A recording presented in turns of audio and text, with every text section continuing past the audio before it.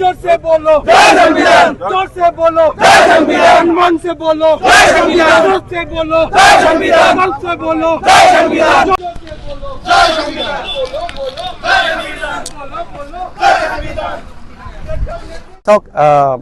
আজি সংবিধান দিৱসত আমি যেটো পদযাত্ৰা কৰি আছো তাৰ উদ্দেশ্য এইটো, কিন্তু হয় আপুনি ঠিকই কৈছে যে এই গোটেই যেটো এটা ষ্ট্ৰেচ যেটো ৰাস্তা তাৰ বাহিৰেও বহুত অঞ্চল আমাৰ এই অঞ্চলত আছে, বহুত গাঁও এই অঞ্চলত আছে, ভিতৰুৱা গাঁও চৰ।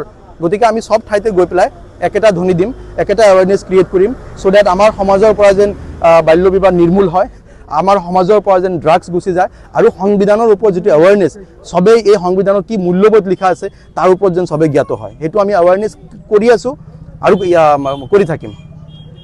এই চেগতে যেহেতু সংবিধান আমাৰ সৰ্বোচ্চ আইন, আৰু আজি যিমান সমাজৰ ভিতৰত যিমান বেয়া কাম হৈ আছে, আইনৰ বিৰুদ্ধে যিবোৰ কাম হৈ আছে, আপুনি আমাৰ বেনাৰ চাব পাৰে, আমি শ্লোগান দিছোঁ জাগ্ৰত সমাজ হওক, বাল্য বিবাহ বন্ধ হওক, সে নো টু ড্ৰাগছ।